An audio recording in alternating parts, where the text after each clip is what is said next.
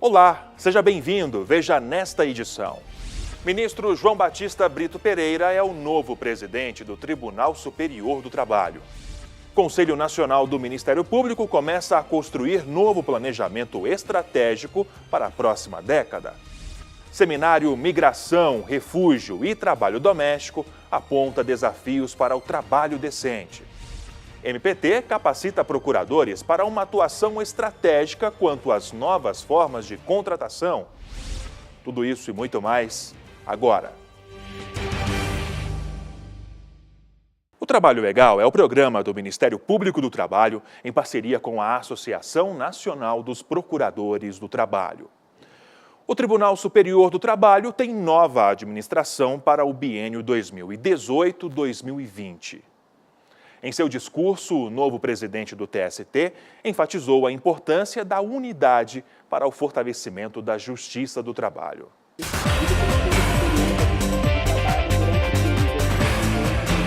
O ministro João Batista Brito Pereira tomou posse da presidência do Tribunal Superior do Trabalho no último dia 26. Na solenidade, ele foi condecorado com um Gran Colar, que simboliza o cargo. Assumo esse mistério enxergando desafiadoras questões de enorme interesse público, em particular, o desenvolvimento do direito do trabalho e o fortalecimento da justiça do trabalho. Questões essas que demandarão espírito público e muita serenidade para serem dirimidas pelo tribunal. Tudo na direção da paz nas relações de trabalho. Gostaria de realçar para logo que a nova administração do Tribunal Superior do Trabalho não sonha com unanimidade, com quanto desejável, mas com a unidade. O Procurador-Geral do Trabalho, Ronaldo Fleury, participou da sessão e tem esperança que os novos dirigentes deem novos rumos ao tribunal. A campanha de descrédito de que é vítima da Justiça do Trabalho certamente é resultado da sua identificação como espaço de poder, de resistência aos propósitos precarizantes. Em tempos de singular incompreensão quanto ao papel de uma instituição que há décadas se aperfeiçoa e desempenha essa fundamental missão constitucional, o Ministério Público do Trabalho manifesta solidariedade à Justiça do Trabalho.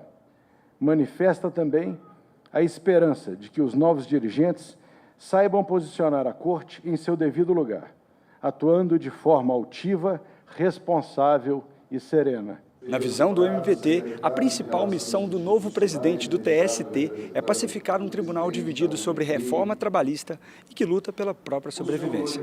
Brito Pereira, que integra o TST desde maio de 2000, em vaga destinada a membro do MPT, é tido como flexível e conciliador. Muito aplaudido em seu discurso, o Procurador-Geral do Trabalho alertou que a reforma trabalhista deve ser revista, ainda mais agora com a nova presidência, para garantir direitos aos trabalhadores. Em um cenário de extrema gravidade e profundas indagações pós-reforma trabalhista, reputo feliz a coincidência de a cúpula da Justiça Trabalhista compor-se de egressos do Ministério Público do Trabalho, entidade que se notabiliza pela tenaz defesa dos direitos sociais trabalhistas.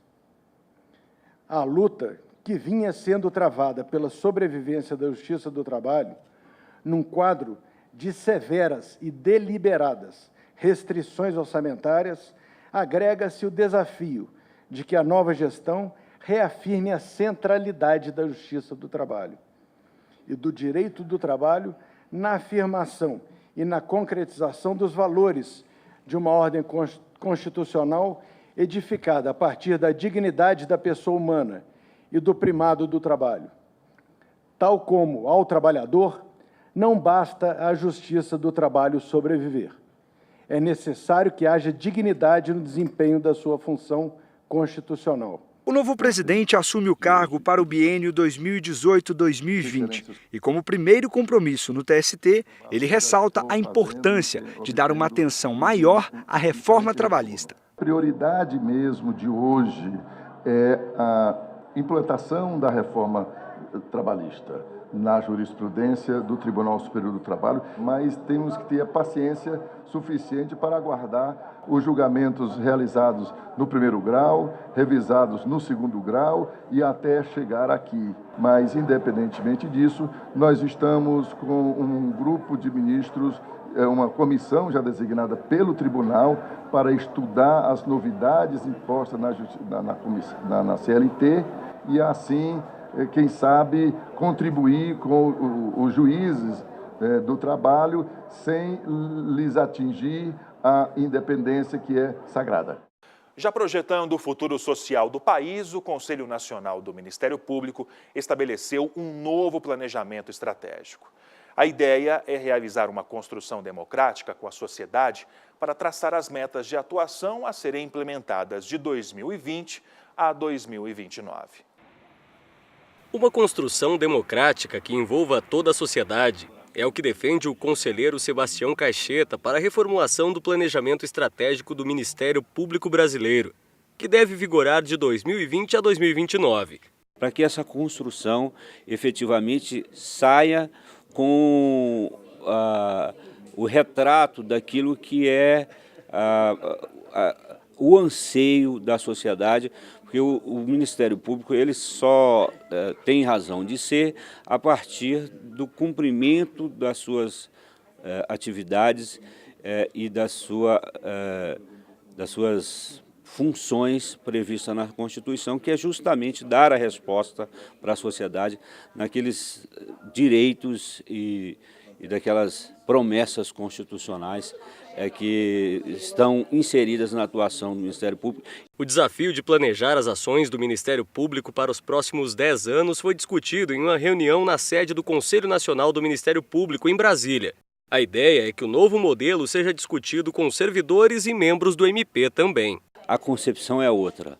O planejamento estratégico deve envolver os membros e servidores do Ministério Público Brasileiro e será feito esse planejamento com a participação dos membros e servidores do Ministério Público Brasileiro, porque somos nós, membros e servidores, que conhecemos as dificuldades, as mazelas e os desafios que precisamos enfrentar durante os anos vindouros. Para o CNMP, o novo planejamento deve levar em consideração aspectos da realidade brasileira, com destaque para os cenários político e trabalhista. Luiz Eduardo Bojart, vice-procurador-geral do Trabalho, explica que estes pontos são alicerce fundamental do planejamento. Nós precisamos, quando vamos idealizar ou planejar as ações futuras, as ações institucionais, levar em consideração a realidade socioeconômico-política em que estamos envolvidos ou a qual nós fazemos parte conjuntural no momento. Sem esse tipo de avaliação, a nossa ação ficaria muito isolada da realidade. Um ponto destacado para o planejamento é a unificação dos trabalhos de todas as áreas do Ministério Público. O CNMP atuar na integração e na unificação do Ministério Público Brasileiro, para que a partir daí se pense a instituição de forma a ela trazer resultados mais efetivos para a população. No caso do Ministério Público do Trabalho, diante do cenário pós-reforma trabalhista, será preciso reinventar a própria forma de atuação para garantir os direitos dos trabalhadores. Como vem uma reforma extremamente abrangente, que modifica profundamente a realidade das relações do capital e trabalho, das relações trabalhistas, toda a ação do Ministério Público precisa ser adequada a essa nova realidade, não só do planejamento com relação à reforma trabalhista, como também com relação ao cenário, panorama econômico que está completamente diferente daquele que estava há uns anos atrás. Logo depois do intervalo, MPT participa de seminário que aponta os desafios para a proteção de trabalhadores migrantes, em especial no trabalho doméstico.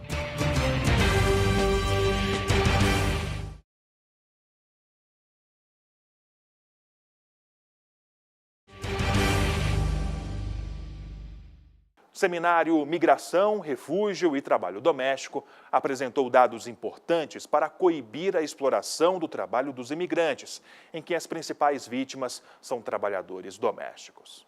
Em janeiro deste ano, o Brasil ratificou a Convenção 189 da OIT. O acordo, que é de 2011, visa proteger o trabalhador doméstico. Neste momento, a gente tem um panorama legislativo muito favorável ao trabalhador doméstico. Foi um crescendo decorrente de muita luta. O primeiro ponto dessa luta foi a PEC das domésticas, que foi aprovada em 2013, a qual se seguiu em 2015 a Lei Complementar 150, que especifica os direitos das domésticas de uma maneira geral, igualando-os ao dos trabalhadores comuns. Ela explica que, apesar dos avanços, ainda há direitos que não estão totalmente garantidos, como é o caso do seguro-desemprego. Aqui, eu acredito que fica um resquício, o principal resquício é de tratamento desigual entre os domésticos e os trabalhadores comuns. Porque os trabalhadores comuns têm direito ao seguro-desemprego com base no salário que eles efetivamente recebem e de 4 a 6 prestações, de acordo com o tempo em que ele ficou em serviço. O trabalhador doméstico continua tendo direito a apenas 3 parcelas de seguro-desemprego e no valor do salário mínimo. Sendo que hoje, o trabalhador doméstico, principalmente no eixo sul-sudeste, conseguiu se descolar do salário mínimo. O Centro de Direitos Humanos e Cidadania do Imigrante, juntamente com o Centro de Solidariedade e o Sindicato dos Trabalhadores do município de São Paulo, apresentaram resultados de um estudo importante sobre os trabalhadores migrantes. O projeto nasce por um intuito que a gente teve por a falta de informação sobre as trabalhadoras domésticas migrantes.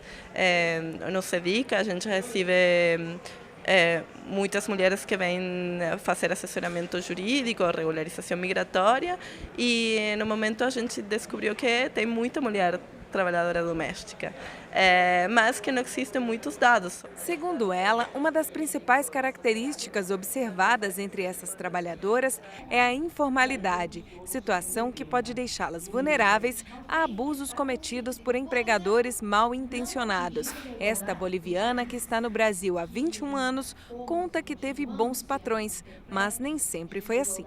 Tive que processar a mulher para poder me pagar meus direitos, registrar carteira, que eu não me registrava em carteira, falar que eu era estrangeira, entendeu? Só com a autorização do juiz que ele registrou. Que eu ganhava no começo, com ele, ganhava R$220 por mês. Dos 18 milhões de empregados domésticos da América Latina, 80% trabalham na informalidade, o que significa que 8 em cada 10 pessoas que atuam na área não têm contrato de trabalho, ou seja, não se beneficiam de direitos trabalhistas. Em agosto do ano passado, o MPT, em São Paulo, entrou com ação contra 3 empresas e seus proprietários por aliciar e fazer tráfico internacional de pessoas para o trabalho doméstico em residências de luxo no Brasil. O Ministério Público do Trabalho tem atuado com fortaleza no acompanhamento da condição do trabalhador migrante. É preciso garantir que o trabalhador migrante não seja vulnerabilizado, não seja explorado por conta da sua situação, que já é de desvantagem.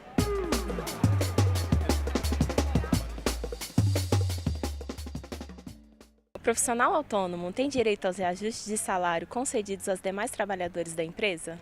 Na verdade, o autônomo é aquele trabalhador que tem uma estrutura de produção própria, que ele montou, que ele investiu, que ele organiza, que ele dirige. Portanto, ele não é um empregado. E se a situação dele é essa, ele vai negociar com o cliente dele o preço que ele vai cobrar pelo serviço dele. Não haveria aqui como ele se valer de reajuste para empregados, porque o que o autônomo recebe nem mesmo é próprio salário. São honorários, é o valor que ele cobriu num contrato, que é um contrato aí sim, pautado por autonomia das vontades. Ele vai pactuar com o cliente dele valor que, enfim, foi combinado. E aí, claro, que você tem uma lógica de mercado, né? Pode ser que ele seja um autônomo que cobre mais do que outro pelo mesmo serviço. Ele não tem a proteção que o empregado tem. Agora, claro, tem que ser um autônomo por primazia da realidade. Tem que ser realmente alguém que tem uma estrutura produtiva própria, que montou investindo, que organizou a atividade, assume riscos e dirige o próprio trabalho. Já. Curso capacita procuradores a atuarem nas novas formas de contratação.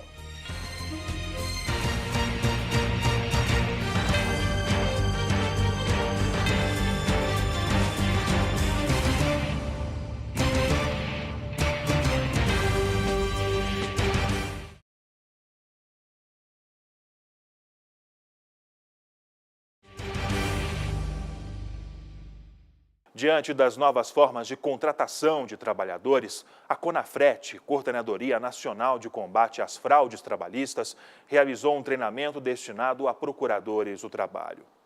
Um dos temas abordados foi o da contratação de trabalhadores através de aplicativos. E como fica a atuação do Ministério Público do Trabalho diante das novas formas de contratação?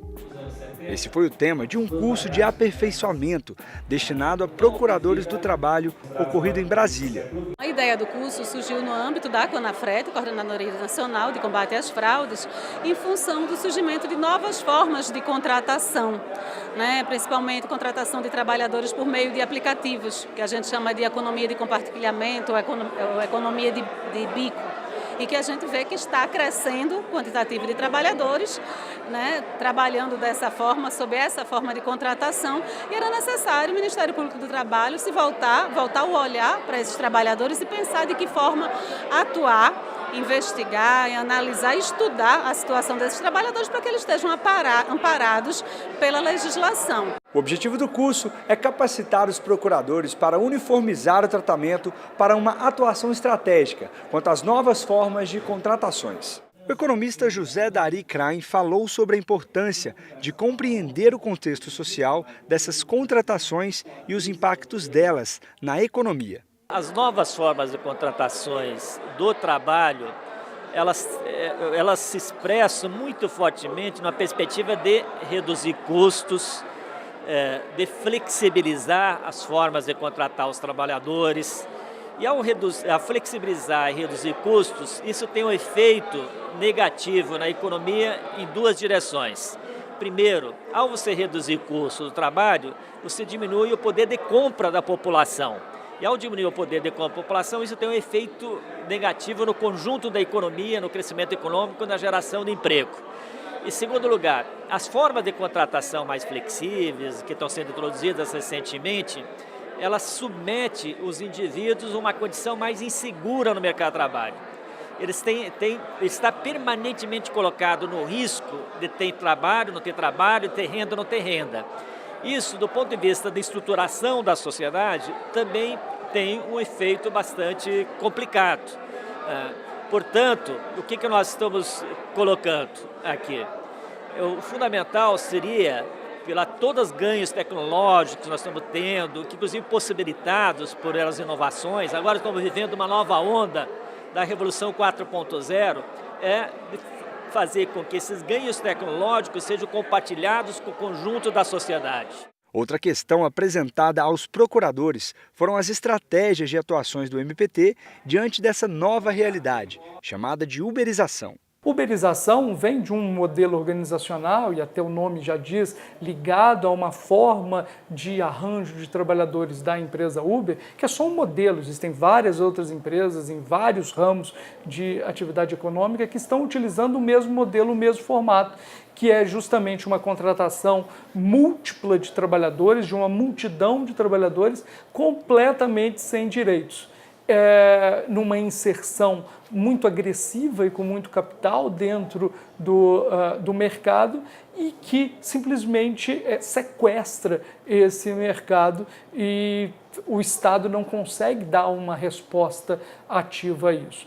O direito do trabalho e o Ministério Público do Trabalho, eles têm que dar uma resposta a essa situação. A legislação brasileira, desde o ano de 2011, tem um dispositivo que já prevê como resolver essa situação. Ela diz que, no artigo 6º, parágrafo único, que o controle telemático, ou seja, por meios tecnológicos, se equivale ao controle pessoal para fins da subordinação. Então, nós temos um dispositivo moderno dentro da legislação trabalhista brasileira que dá conta da situação. Por isso que essas empresas que se organizam a sua produção por meio de aparelhos tecnológicos, plataformas eletrônicas de trabalho, nós chamamos assim, elas são, pelo direito brasileiro, elas podem ser consideradas empregado. É assim que o Ministério Público do Trabalho vê a situação. Esse novo modelo preocupa o MPT, porque deixa os trabalhadores completamente vulneráveis. A preocupação é muito grande porque são muitos trabalhadores informalizados, precarizados e sem direito, em algumas funções bem perigosas, como é o caso de transporte de passageiros, mas também transporte de mercadorias por moto, chamados motoboys. Temos também uma inserção desse meio, esse modo novo de produzir em home care. Então, são em teleatendimento também, telemarketing. Então, são profissões em que o trabalho sendo externo a uma unidade produtiva fechada, eles colocam a pessoa numa maior exposição a riscos. Então, o Ministério Público do Trabalho está muito preocupado com essa situação. Diante do atual cenário pós-reforma trabalhista, o MPT tem atuado para buscar garantir os direitos desses trabalhadores. O Ministério Público do Trabalho criou um grupo de trabalho sobre novas formas de contratação e nós estamos discutindo as melhores formas de combater isso, as melhores formas de inserir essas pessoas no mundo dos direitos. E é isso que nós vamos buscar. Uma empresa não pode realizar uma atividade econômica e empregar trabalhadores sem dar uma contrapartida dentro de um Estado democrático de direitos, que é a garantia dos direitos trabalhistas. Então, o Ministério Público do Trabalho vai procurar a formalização dessas contratações. Para os participantes do curso, essas novas realidades podem fazer com que um grande número de trabalhos formais sejam transformados em contratos intermitentes ou em pessoas jurídicas. A primeira aula agora, nós tivemos 2 horas de aula, um panorama histórico de todas as reformas no Brasil e também no mundo, muito interessante esse estudo de direito comparado. E, bom, começamos agora. O tema é muito interessante, eu acho que todos os procuradores do trabalho têm interesse nisso, a legislação mudou praticamente toda, então nós temos que nos aperfeiçoar para enfrentar esses novos desafios. Para a orientadora pedagógica do curso, os procuradores saem com uma bagagem maior através da troca de experiências obtidas, que é uma oportunidade única. É uma oportunidade que os colegas estão tendo agora de pensar essas novas formas de contratação e, a partir daí, também repensar a forma de investigação, a prioridade que deve dar ou não a uma determinada investigação, qual é a relevância social que esse tema tem, para poder pautar também a sua atuação no Ministério Público do Trabalho. Um aplicativo tem ajudado no combate ao trabalho escravo. Idealizado por uma organização não governamental, ele fiscaliza importantes grifes no mundo da moda. Quando você vai comprar uma roupa, você para pensar se de repente aquela roupa pode ter sido fabricada com mão de obra escrava? Olha, para ser sincero, a gente não pensa isso, Você vai comprar uma roupa, você quer mudar o visual, você quer ter uma boa aparência, você não pensa no trabalho escravo, Pior que não. Talvez você não saiba, mas algumas das maiores marcas de roupas do Brasil já foram flagradas explorando o trabalho escravo contemporâneo. No aplicativo Moda Livre é possível acompanhar muitos desses casos e também a avaliação de grifes importantes no combate a esse tipo de crime. Eu não sabia desse aplicativo. Eu acho que o ganho é importante, o aplicativo cumpre uma boa função social, o aplicativo não é institucional, o aplicativo ele é confeccionado por uma ONG, mas ele cumpre sim um importante papel social de esclarecimento, uma vez que ele é alimentado por dados oficiais. Então, o consumidor vai olhar, vai comprar um produto, vai dizer só um minuto, deixa eu olhar aqui o aplicativo, vai ver essa empresa aqui, ela não tem uma boa política de combate ao trabalho escravo.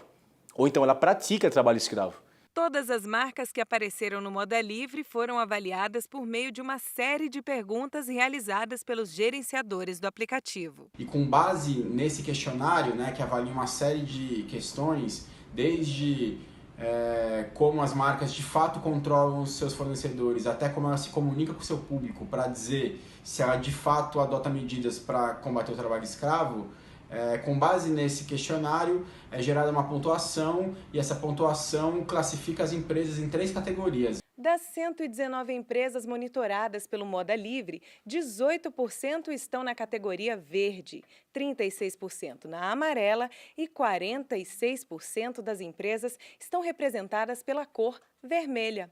Ou seja, não adotam medidas para que a prática da mão de obra escrava não ocorra durante a produção de suas peças.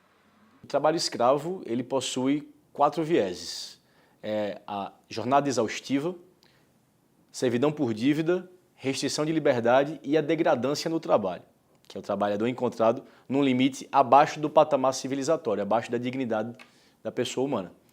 Então, nesse segmento de moda, é muito comum que a gente encontre por degradância. No final de 2017, costureiros subcontratados por uma marca famosa foram flagrados trabalhando mais de 12 horas por dia, no mesmo local onde dormiam, dividindo espaço com baratas e instalações elétricas que ofereciam risco de incêndio. A falta de intervalo durante longas jornadas pode gerar diversos distúrbios, sobretudo para quem trabalha executando tarefas repetitivas, como é o caso dos costureiros. O líquido que fica ali dentro da cartilagem, ela precisa do movimento para circular em torno ali da cartilagem, ela se nutre desse líquido. Então, a imobilidade, a falta de movimento, ela pode ser ruim para a cartilagem em si. E se a questão do fato de ficar sentado por muito tempo em má postura, aí já você vai ter risco de dores musculares relacionadas ao pescoço, ao dorso, aos membros superiores de forma geral. André já trabalhou com produção de roupas de forma artesanal, por isso conhece bem os desafios da profissão. Manusear uma máquina de costura requer assim, uma postura que você tem que ter. O trabalhador fica sujeito a problemas de doenças de trabalho relacionados a esforços repetitivos. Pela minha experiência, eu sei que costura é um ofício que dá muito trabalho. Amante da moda, a servidora se surpreendeu com a avaliação de marcas famosas no Moda Livre. Muitas das marcas que eu vi com uma baixa avaliação no aplicativo, eu realmente consumi, eu realmente vou pensar 2 vezes antes de consumir. Vou deixar o aplicativo no meu celular, sim. Para ela, a manifestação do consumidor é essencial para a mudança de comportamento das empresas. E essa importância da divulgação, da cientificação da sociedade pelo aplicativo, ela pode ser uma atitude de vanguarda. Vai que no futuro pode até existir um selo que oriente a população, produto livre de trabalho escravo. Isso seria o ideal, para que o consumidor olhasse para aquele produto e tivesse certeza de que não existe exploração de mão de obra na roupa que ele vai consumir, no produto que ele vai usar.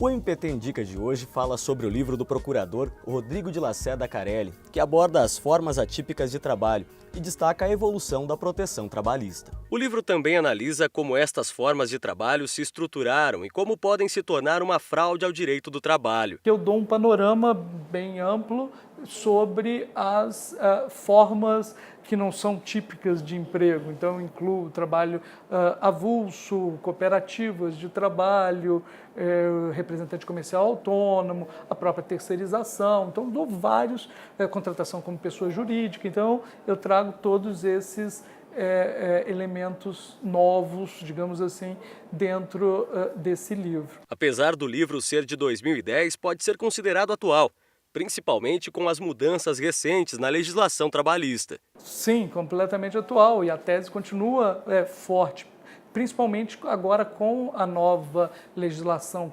trabalhista que permite a terceirização na atividade fim. Essa e outras obras de procuradores do Ministério Público do Trabalho estão disponíveis na rede de bibliotecas do MPT e a consulta é aberta ao público.